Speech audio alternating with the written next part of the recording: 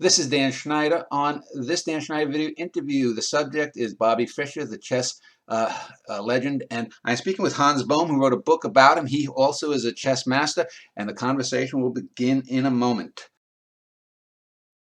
Hans Bohm is my guest. He's a Dutch chess master, and some years back he wrote a book about Bobby Fischer called The Fischer King. He actually co-wrote it with, what is it, Kees Jonkind? Is that how you pronounce it? It is The Wandering King. Yeah. It's not The Wandering King, and it was together with Kees Jonkind. He works for the Dutch television company.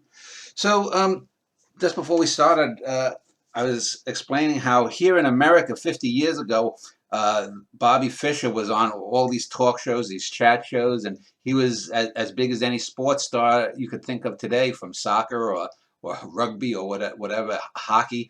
And yet nowadays, chess in America, at least outside of the chess world itself, is little regarded. People, know more about some little pop singer than they do about chess. Since you live in Europe, is that the same in Europe? And what do you think accounts for the difference in the decline in interest in chess from 50 years ago, in America at least? You need impulses, and well, a very good example of an impulse is Bobby Fischer, an American and a candidate for the world title, and then his astonishing career, of course. But you need impulses, like, for instance, this movie, what was released the other day of the Queen's Gambit. That's an impulse, So if somebody becomes a world champion, that the country where he comes from gets an impulse, and then you see everywhere in that country that the clubs are coming up, and the press is coming, and then when the press is coming, the sponsors are coming, then you get tournaments. We had the same in 1935 when Max Euwe, the Dutchman, became world champion. And well, if you look at all the world champions, they have had this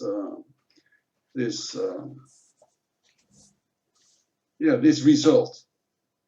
So you understand, you need impulses, and the impulse comes the best from your own people.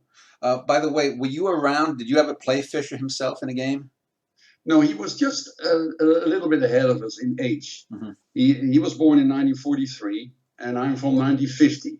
So he was our hero. And because he stopped in 1972 completely with chess, on the moment he became world champion, that's also something very peculiar. He became world champion in 72, and then he stopped with chess. Can you imagine? And most of the time, world champions want to make a profit of their title. So let me just talk for those who don't know, if you can explain what the chess world is. I mean, obviously it's a game, and the players are ranked. Are they? So you were considered, or you won a title of Dutch master, or did you win? Did you become the champion of the Netherlands at one point? And how do you get to be a grand master? I see all these ratings, 2,500, 2,800, and whatnot. Explain a little bit about the levels of chess and the ratings. Well, that's a technical thing. It's not so interesting. You need several amount of performances that are of a certain level, of a grandmaster level. And when you want to become a master, you have to do the same with a master level. And that needs well, technical explanation. You talk about ELO. ELO is the ranking number that every chess player has, and so you can see on the ELO how strong a tournament is. And world-class players, well, they have the highest ELO, of course, and therefore Fischer had one of the highest ELOs in the world. Nowadays, the world champion Magnus Carlsen has the highest ELO. Most of the time, the world champion has the highest ELO. Not always, but most of the time. And according to this well, numbering up of players and their strength, you can see, and in accordance to the ELO rating, to the rating they have, and probably in other sports you have other ways of rating. Then you count only the number one places. For instance, in Formula One auto racing, they have a different system. And then if you fall out the first three, you don't get points. Yeah. In chess, every game counts. Yeah. It doesn't matter where or what you do. Every game counts and comes into this ELO ranking system. So it's a very honest system. I think it's one of the best systems to evaluate how strong somebody is or how strong a tournament is. It was invented by a professor in mathematics, Arpad Elo, and he invented more actually. But one of these things was the Elo rating.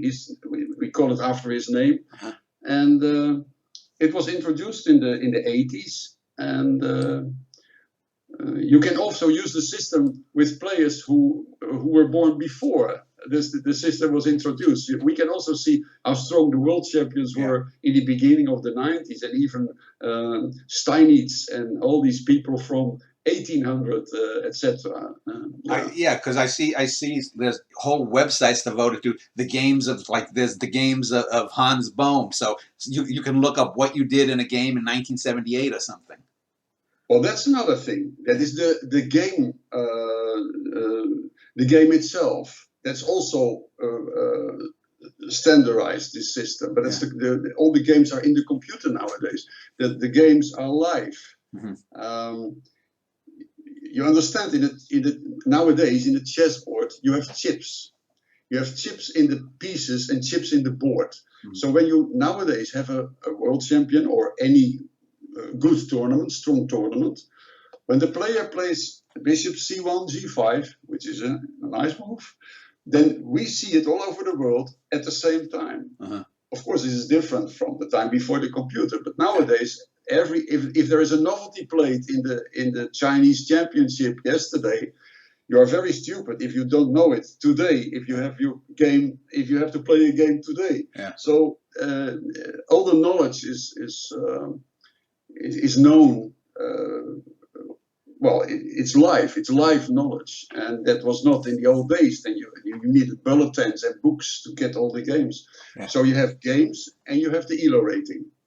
So if some young chess prodigy comes along and wants to get to where someone like Carlsen is, obviously he's going to have to beat the other players going up to Carlsen. Does it also matter, though, in those ratings, how soundly someone defeats someone? Let's say if someone beat the number 5 chess player in the world and did it in 5 minutes versus an hour-long game. That doesn't matter. No. There's no connection with the amount of moves or the amount of time. Okay. No, a win is a win. Okay. It's the same with tennis, or the same with a lot of sports. You don't get extra points if you beat somebody very fast. No, that doesn't matter. So not even in boxing, I think. If you beat somebody knockout in the first round, you don't get.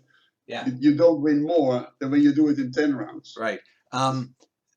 Now, also one of the things that I've just been looking up on it, not only can you look back at past games, but some people have said that the ELO ratings, it's hard to account for, say, someone like Fischer 50-some years ago, how much he dominated the game versus, say, Carlsen. So if you were arguing who is better, Fischer or Carlsen, Carlsen has a higher ELO rating, but you'd also have to look at how much ahead of the pack, say, Fischer was versus the people then versus Carlsen now. Can you explain a little bit about that, trying to compare old and new? It's not very fair to compare ELO ratings nowadays with the old times, because once there was a president of our International Chess Federation, the FIDE, Fédération Internationale des Échecs, and that was Florencio Campomanes. And this man, this president, he put a lot of extra points into the system, because he gave all the chess women, the women in chess, he gave them extra points to make it more popular for them to play. So there were a lot of extra points put into the system. And so there's not a real, that's not fair to compare the ELO rating with one another. And still they can do this, in considering that You distract points and you count up points, etc. And if you look at the results of how dominant a chess player was in his time, then Fischer is one of the three best, maybe probably one of the. You have Fischer was very dominating. Kasparov was very dominating. Carlsen was very dominating in 2013, 2014. Nowadays he's world champion. Not so much dominating, but still he's doing very well. Karpov was very dominating between 75 and 85 when he was world champion. And with dominating, that means they win every tournament and they lose seldom. And then you can see that somebody is the primus inter pares. He is the best of his time. And there are world champions who were not the best of it, not the real best of the time, but still became world champion. Fischer was, let's say, one of the 5 best players of the world in history. Before we just go on to Fischer and your book specifically, I just wanted to ask, since you brought up women, why is it that it seems that the best women are several hundred points lower rated? I mean, you would think that there's not a physical advantage that men have, say, as they would in tennis. Serena Williams couldn't beat the top 200 or 300 male players. So is there any rationale within the chess world why men dominate so much? No, there's not an explanation in that. You have to look at it in a different way. I think Judith Polgar, she was number 8 on her peak moments, peak years, and she was very good. She was a woman. There were more women historically very good, but in general, I think they have this. You always have the problem with the children. You have to make a choice, children or no children. You have more of these.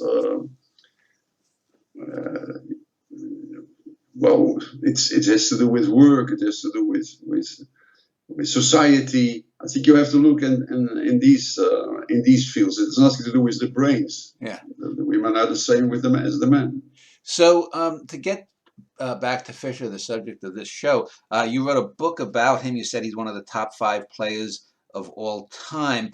Yet he seems to be, because of the later, I guess you'd call insanity or madness, whatever you want to call it, he seems to have become a cult figure that is still, he's like this hovering ghost above the chess world, more so than the other 2 that you mentioned or some of these other great champions. What is it about Fischer that still captures the imagination of the chess world, certainly? There are several reasons. In the chess world, we admire him because of his crystal clear games, his crystal clear style, and his full determination to win. So these are 2 things that is admired. You can admire this in any sport, of course. And with Fischer, that was so clear. For instance, he played 8 times in the American Championship. He won 8 times.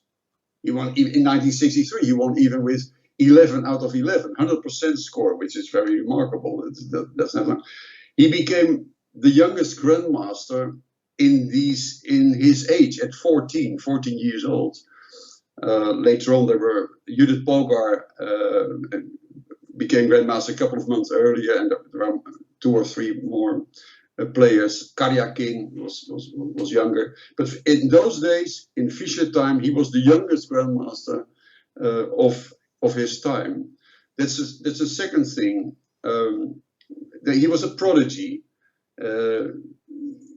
He was champion of America, a very strong chess country, with 14 years. That is incredible, of course. Imagine, with 14 years, you beat all these older grandmasters. That's very peculiar. And then his whole career, the way he became world champion, very peculiar. He had problems, most of the time problems with organizations. He had demands. but still, at one moment he came into this cyclus of world championship, and then he beat his rivals with 6-0, with 6 games in matches with 6-0. Bent Larsen, who was number 1 or 2 in the world, he beat with 6-0. Can you imagine? There is no comparison with any other of such results. He did the same with Taimanov, who was a world top 10 player. 6-0. Never happened before, never happened after. So these are he beat, after that he beat Petrosyan, who was unbeatable. He lost 1 game a year, and he beat him with 6.5, 2.5, very convincingly. And then he beat the world champion Spassky. And this is also something you have to consider. It was in the time of the Cold War. It was America, Russia. It was a Cold War in those times, 1972. And he had to play a Russian. So it was in the background. Your Minister of Foreign Affairs, Henry Kissinger, was telephoning, phoning with Fischer. So you have to show them that our system, our American system, our way of life, show them it's better. And the same happened with Spassky from KGB and Brezhnev. So during this world title match, these two systems were clashing, and this was also something that's close to your imagination. This was also a part of Fischer. Then he became world champion and never played any game anymore after that. This is also something very peculiar. So you can imagine, why didn't he play a game after he became world champion? Yeah, and the thing with Fischer, I watched some online documentaries about him, some long ones, some short little clips from news shows, and he seems to have lived and breathed chess to an almost unhealthy degree as a young man. I mean, who knows if he had any sexual relationships, or if he had, he seemed to have been literally every waking moment just reading about. Cares? What? Do you care? Oh no, not personally, but I'm saying it does suggest. I guess now they might call it an autistic leaning or something. I'm just trying to connect the dots from his youth to how he ended up, in his later years. But you can say the same of Dali. Yeah. You can the same of Rembrandt. You can put anybody who is a prodigy and who dedicates his life to something. Einstein probably also had some peculiar things in his life. This is the price you have to pay for being so extraordinary good in something. Then you of course you have to. You cannot do anything. You cannot do everything. That's impossible. So that's the price. As a chess lover, I don't care what he does with his life in his private life. Who cares? Yeah. Then to stick to the board, you said he played crystal clear games. What does that mean to a layperson? Was he someone who was innovative? Was he very much an attacking? Was he an offensive minded, that he would go after his opponents, or would he lure them into traps? No, he was looking for the best move.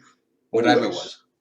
The best move. And I was just looking when I was waiting for your call. I was looking at one of the games. I was analyzing of Fischer, and that is the first game he played in 1992. That was 20 years after he was world champion. He never played one game in between, never. So then he had this rematch with Spassky. It was in the country of Yugoslavia. That was in internal war in those days. So it was forbidden by government, but Fischer didn't care. He played, and then after 20 years not playing any game, he sat down, and that very first game in 1992, it was a brilliant game. And again, I was just looking at it, the way he puts up his pieces. He triples the queen and the 2 rooks on A1, A2, A3. I don't know if you play chess, but it's a very strange game. But if you look at it and you analyze it afterwards, it's beautiful. It's beautiful in its logic. And that was the way he played. and also the way he analyzed. Mhm. He analyzed very, very fair, very open, very no tricks. He was looking for the truth, also in analysis. There are not many people who do this. Most of the time, if you analyze with somebody, they try to explain that they have a winning position, or they are better, or they want to impress you. You know, that's the way many people analyze. They have second agendas, but Fischer not. He was looking for the truth, and that's very nice. It was a he once had an analysis in an opening. It was in the Spanish exchange variation, and he used this in an analysis, and he said maybe in this position you can use this peculiar knight move. It was in the sixth move, knight b1 a3, and on the seventh move the knight back. It's a very strange procedure of moves. You put the knight to the corner and back, and then I saw his analysis, and I was always impressed by what he wrote and what he was thinking, Fischer. So I used his idea in the game against Reshevsky, one of your top players in the good old times. It was in the World Championship in 1975. And just because I used this idea of Fischer, I won this game against Reshevsky, who was much better, a grandmaster. But the whole idea, the positional idea of what Fischer meant, came for me as this was a gift. And this was the way when he analyzed, we saw it as the truth, as a scientific. That was the way he played, the way he played, and the way he analyzed. So you had mentioned 1992 and the 20-year anniversary rematch against Spassky. Now, I know from having watched some documentaries, a lot of chess historians seem to think that that was, you know, just a big waste of time and just an ego feed for Bobby Fischer. Do you think that had Fischer, I don't know who was the top rated or the grandmaster, the world champion then, do you think Fischer could have come back and beaten the grandmaster? Because from what I've heard, they say Spassky was way past his prime, so Fischer beating him was no big deal again. I mean, it was far less impressive than the first time. Yeah, well, Karpov was the world champion after Fischer, and everybody regret that there was not a match Fischer against Karpov in 1975, because we were anxious how strong Fischer still was, and he hadn't played any game again since 1972. But Fischer was not, he didn't show up, and he gave his title to Karpov. Yeah, well, that was a shame, of course. So also around, I guess was it the 1990s, computers started to be able to beat regularly some of the best players. Does someone like a Carlsen, has he ever played against a computer and has he beat him? And what do you think that Bobby Fischer would have done had he been pitted against a computer? I might take as personally, he probably never would have wasted his time, but nowadays everybody plays with computers. Yeah. It's nothing special. Yeah. So the computer is involved in chess completely, also on lower levels. Everybody prepares with a computer. You look up the games of your opponent with the computer. You see all his openings, all his ideas, and then you look for the best. And you ask the computer, what shall I play? And you prepare with the computer. And on the higher level, they prepare with 2 or 3 computers, and they can look up for the edges of risk. So they take risks, but they know what kind of risks they take because they have checked it with the computer. This was not the way that Bobby Fischer played. So I want to get to your actual book then. It's called Bobby Fischer, The Wandering King. Number one, what is the title referencing, and what was the main thrust of the book? I mean, we talked about your interest in Fischer, but what does the book actually tackle? Is it a straightforward biography? Is it a biography with an analysis of his best games? What? No, it's a book where a lot of good players, world-class players, talk about. They talk about Fischer, and they talk a lot about his, of course, his performances. For instance, Anatoly Karpov, the world champion. You have Jan Timman and Lasse Seijerman, very world-class players. Nigel Short, also all great players. Well, and more people. So there are a lot of people, and of course Judith Polgar and Sousa Polgar. So they talk about Fischer, how he was, what they felt, and they all have personal relationship with him, and so this is interesting to understand what their relationship was with Fischer. For instance, Eugene Torre was a friend, and he arranged for Fischer that there was a woman from the Philippines who would carry his child.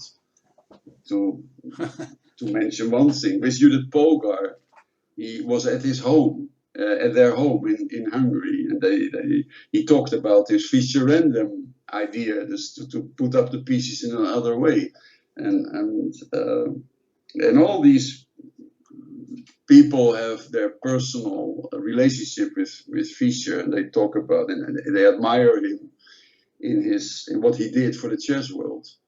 It's not only the chess that we admire him. He also invented the Fischer clock, which is now a digital game timer. It's a whole factory that makes now his clock. It's now, of course, much better, but that doesn't matter. Fischer was the first one who invented a new clock, a new way of getting the time into a better time control into the world of chess. He invented it, and now it's used for other games. His clock, his idea, and he also had another idea to have another position in the beginning of the play, which we play already for 2,000 years. The same opening, the same position in the opening. And Fischer had another idea. He wanted to put up the pieces in another order. The Fischer random chess, and his idea, the Fischer random chess, is still played everywhere, and there's even world championships played in his novelty, his way of a new way of playing chess. So he contributed much more.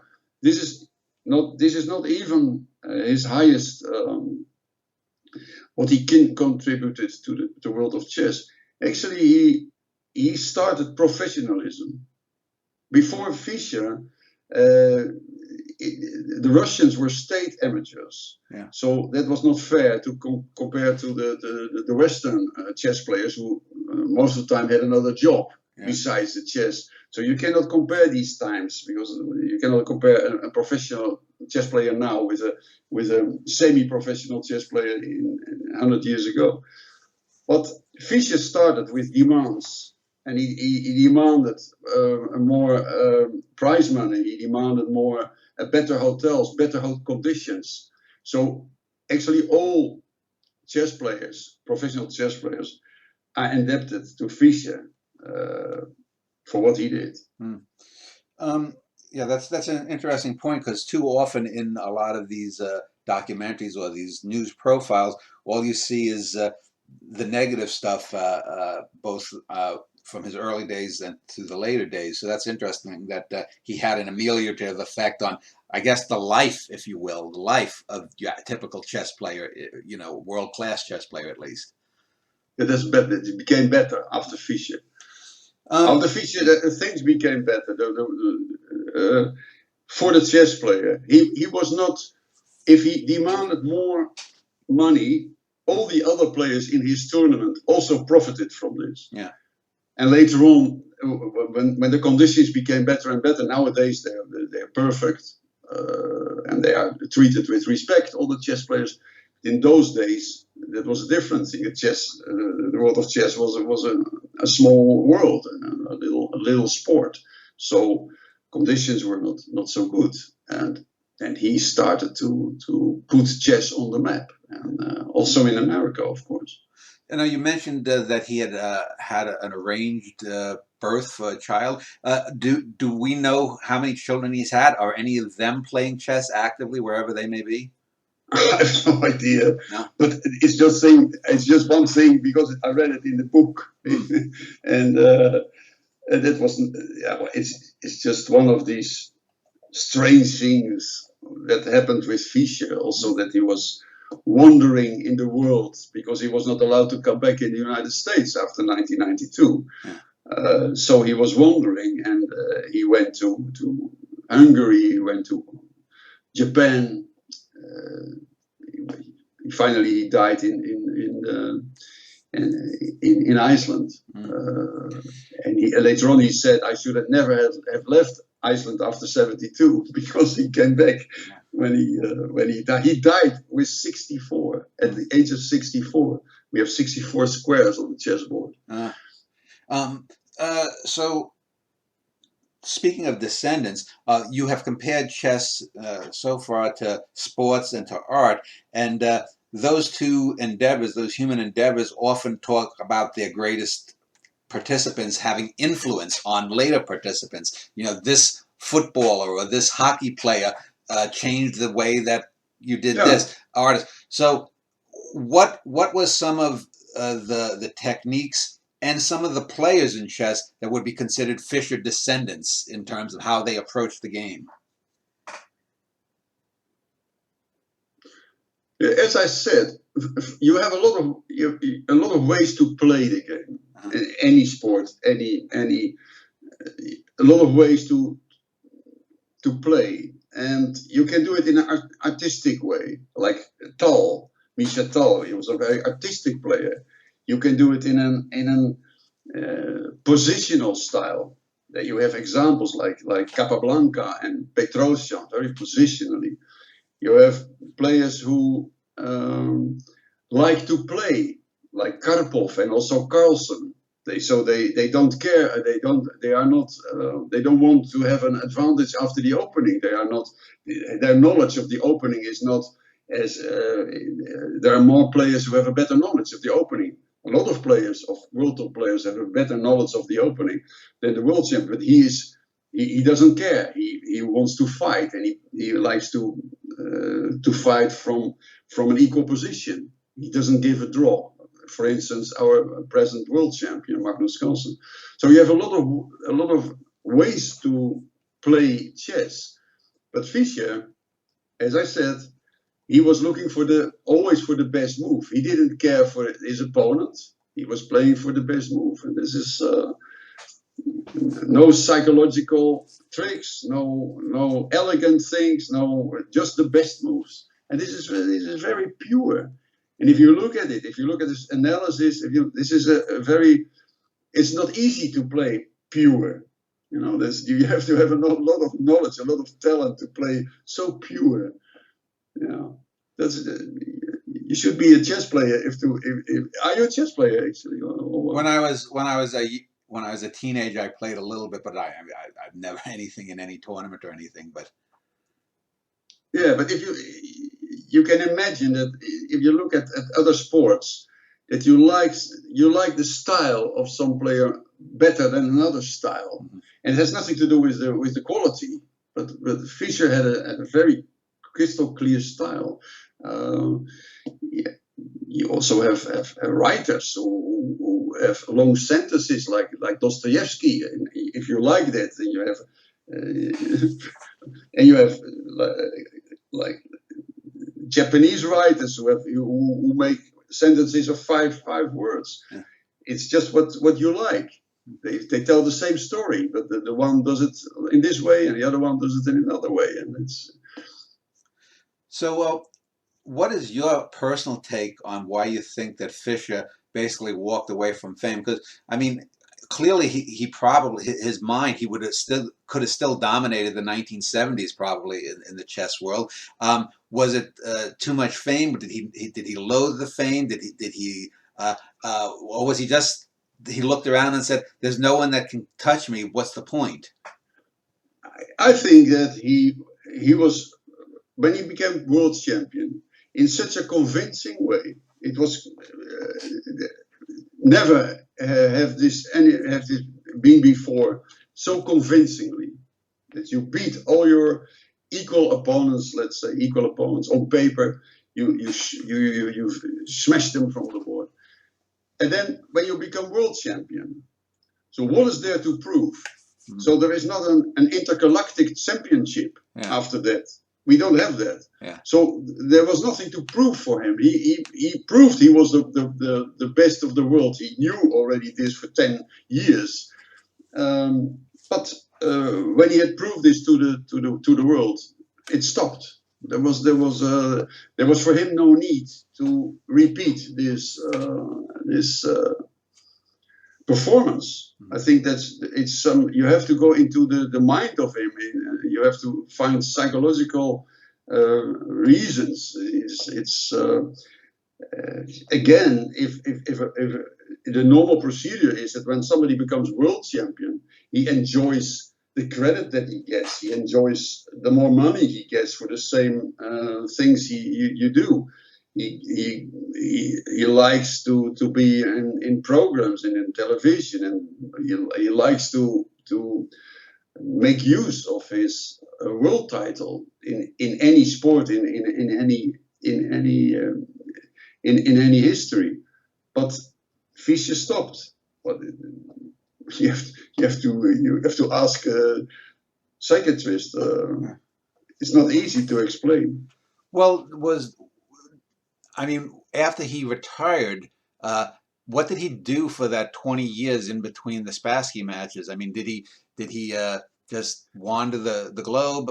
Did he did he take up backgammon? He was with a Christian Jesus Christ, some Jesus organization. I don't know how it's exactly called. And there he was, and he gave. They take. You have to give your money for the higher idea, and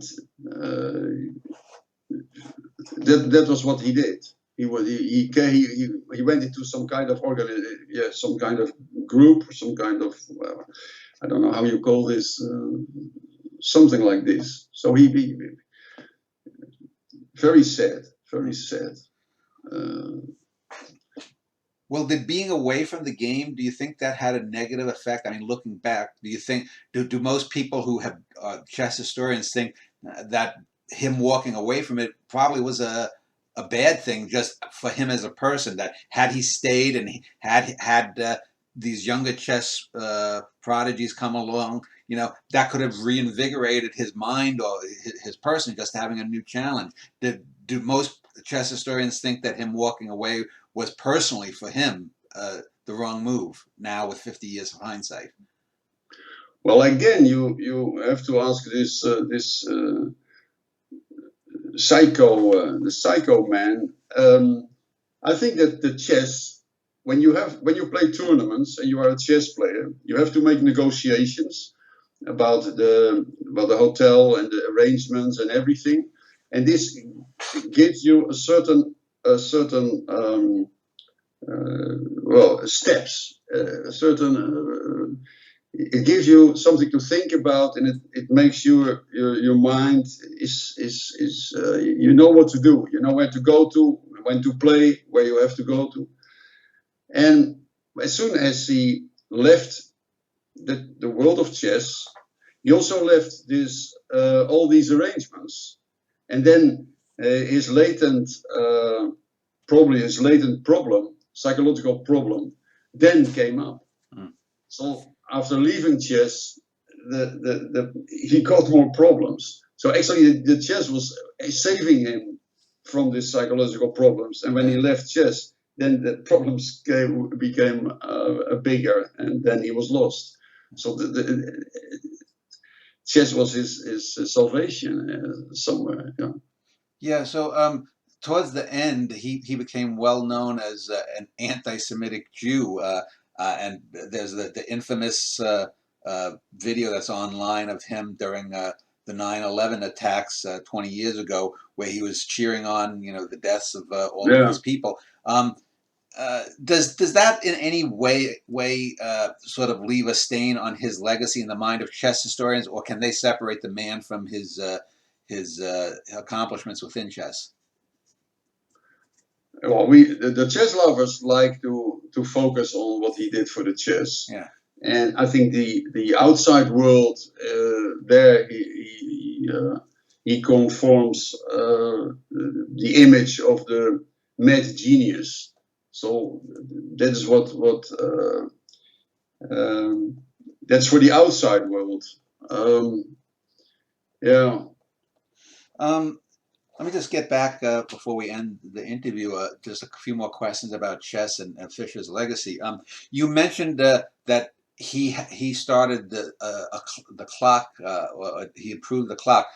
Do you know, was that trademark? Does his family or descendants get any money from that? And was he responsible for like speed chess or lightning round chess? No, No. I think a lot of his problems, psychological problems, came from the problems he had in life. When he was young, his mother was a Polish-American Jewish woman. His father was an Hungarian Jewish mathematician. So he grew up with the Jewish tradition and with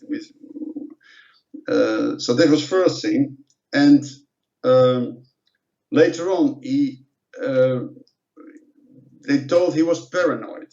Yeah. But his mother died, and 5 years later, in 2002, FBI files came out. And then it turned out that the FBI was following him in his youth. These are the documents that are they are there. So this I don't invent this.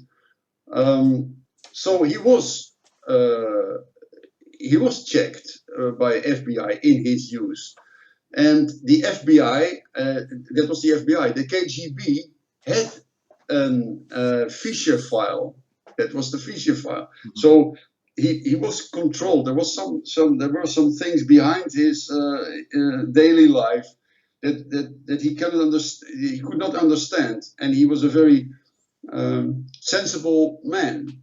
And then you get problems, of course, easily when you are checked, when you're young, when people are coming to your door, when your post is opened, etc. Then he didn't get his royalties that he deserved from books and from the clock and from many other things. So again, I just try to give an explanation for his mind, the strange things he did. And he had a storage space in America somewhere when he couldn't come back from 1992, and then they sold this storage space by auction, which was it was actually wrongful. So he had a lot of he made a lot of problems in his life that he couldn't help, and they all came to him, to his mind, and he was there with his chessboard and sitting there, and all these organizations, FBI, KGB, etc., came to into his life. So you can imagine that he gets a disturbed mind. So he was not responsible, though, for the lightning chess, or he didn't invent newer forms of chess, though. Those things came after Fischer, like speed chess and lightning chess. Well, that was always there. It was. He Okay. was a very good speed chess player. He was also the world champion in speed chess. Okay. Fischer in his days, yes. And just technically is speed chess? You have to make a move in a minute, and lightning chess in 10 seconds or something.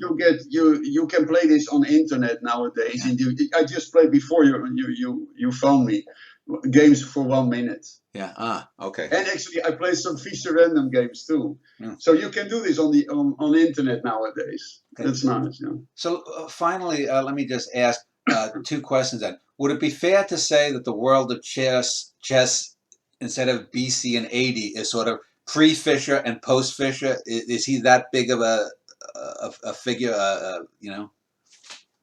Yeah, but you can also say you have pre-computer and after computer. So, or pre-computer and the computer time. And you have, Fischer was but he was the man who gave us professionalism. So better conditions and better money, and and his style inspires still young chess players. So these are actually. And that leads into my final question then. Since he had such a big impact in this game, this competitive nature of chess, what would a 21st century of Bobby Fischer, if there could be such a thing, be like? How dominating would that person have to be? How, what kind of innovations would that person have to bring, if you can even think in that manner? You mean if Fischer would still be alive, or what? Well, if there was another young chess prodigy to have the same impact in this century as Fischer had last century, how can you think of how he might change the game, if any, at all? It's difficult nowadays because since the computer beat Kasparov, that was in 1979, Deep Blue beat Kasparov, the world champion. Yeah. And the computer in those days, in 1979, was with the speed of 200 million a second. They made he could calculate with 200 million calculations per second. Yeah. Nowadays they go 1 million times faster. So it was 6 zeros faster than in those days in 1979. Yeah. So can you imagine that nowadays the computer is actually the world champion, and when there is the two human beings play for the world championships, and they are sitting and thinking both over the board, and they're thinking about their moves on internet, the best move according to the computer, to the computers, is already is going around the world. And you can see in the chats, will he see knight f3? Yeah. Because it's the best move according to the computer. So this is nowadays the situation. So as Carlsen, in the times of Fischer, you still had this bohemian idea, and a grandmaster who was you couldn't control. You could not check his thoughts and his brilliancy. And nowadays, we are checking the human beings by the computer. So it's a different thing. So you can. I don't think a human being can anymore surprise us because the computer already did. So has Carlsen ever played against a computer and he's never beaten a computer? Carlsen will lose to the computer if in quick games, in games till 5 minutes or 10 minutes, and in a normal games he will have a very big problem to make draws against the best programs. Probably draws. Yeah, that's what he can make. But they are so, the amount of calculations nowadays is so it's incredible. It's 15 zeros. Yeah, it's a one with 15 zeros per second. Yeah, can you imagine? So it would be hard to imagine that. But I want to thank you, Hans Bohm, for spending an hour or so speaking to me. I will link to Bobby Fischer, The Wandering King, on Amazon below this video, and it was a pleasure to talk to you. Okay.